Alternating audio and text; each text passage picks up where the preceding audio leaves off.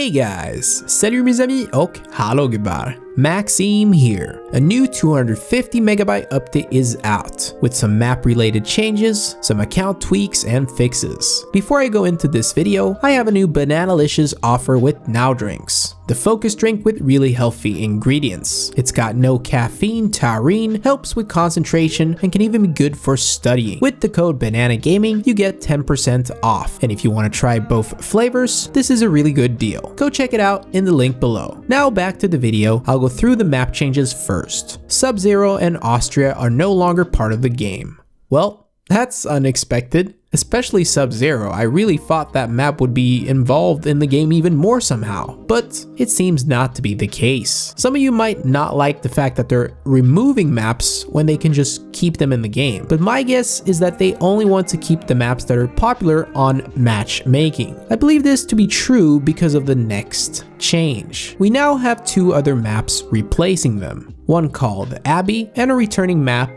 known as Zoo. Starting with Zoo, which came out in Operation Bloodhound, was a community favorite back then. As for me, I also really liked it. Zoo and Season were my favorites from Bloodhound. It's a really fun map. You can actually still find community servers today that are playing it. I also think it can be played competitively, but I still prefer it on a casual level. Abbey is a new diffusal map set in France, with gardens, wine, and beautiful sceneries. The layout and design is quite simple, I would say. The size is not too big or too small, and it feels very straightforward. You can't smoke everything on the map, but there are some interesting tower spots that you can use. Overall, a good candidate for future competitive play. I did notice a few texture bugs here and there, also some issues with drawing distances, but I guess all that can be fixed quite easily. If you want me to do another video on some tips for this map, let me know. We already found some things. Anyway, these two maps are for now only available in casual and deathmatch mode, but in the coming weeks they'll be added to matchmaking. Valve also makes it clear that the more you play on a map, the easier it will be for them to know which one the community prefers.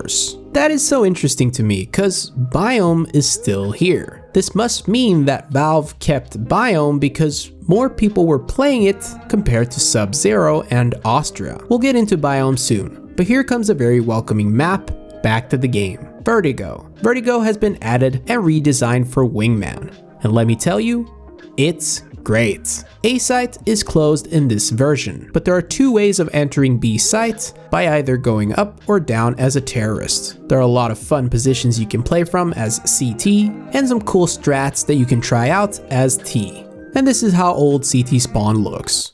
RIP. We also noticed this Easter egg here which says, Mi nombre es Brian, which translates to, my name is Brian. It's referring to Brian Leventhal, ooh, sorry if I mispronounced your name, who is an experimental psychologist at Valve. Bad job title though. Biome has gotten some more changes. On the top of the list, performance boost. Always nice to get more FPS. Connector between A short and A long has been shut. Great change. It simplifies the map a tiny bit, but it doesn't do much more than that. Here's a bigger change, however. Mid-lower has also been shut, but a ladder to upper mid has been added to compensate. Middle now feels totally different, but I like it, especially now that the only way through middle requires a ladder. T-spawn has been moved towards A to give CTs better mid timings, and several bomb stuck spots have been fixed. I also like this sneaky change on A site. That was definitely needed. I'm going to release retakes season 7 in the weekend, and by then I'll have the new maps ready so you can try them out on my European servers. Make sure you join Discord to know when that happens. Now for some other changes. Accounts are now automatically upgraded to Prime by reaching rank 21. What? Before that, you had to rank up to 21, but also include your phone number. You could only add your number once to a single account. So if you got banned, your number would be locked to that account. So what does this change mean? Free players would be able to get Prime much easier. But before you freak out and say, Valve, why you do this? They must have a very good reason for it. This is not something you simply change without a good reason, if you know what I mean. It sounds to me that Valve has a huge confidence in VACnet or maybe even trust factor, and I've already talked about this before, they're probably aware that the chances of getting to level 21 as a watermelon are very small. Plus, it takes a lot of time to get to level 21. And to be fair, we don't have the data or the statistics. Valve does.